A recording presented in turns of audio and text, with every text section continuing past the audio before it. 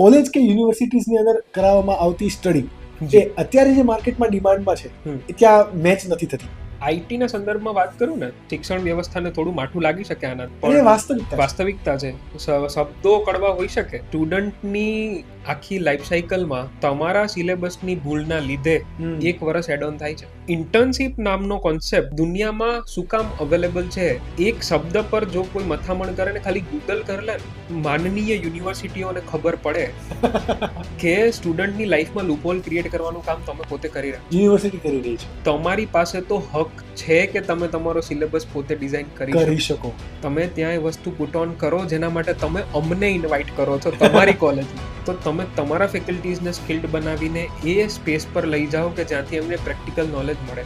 આઈટીના સ્ટુડન્ટને BCA, MCA, BTech, MTech જેવી degree મળી ગયા પછી પણ, અને બીસીએ, એમસીએ, બીટેક, એમટેકની અંદર પણ એકડો જ ઘૂંટાવવામાં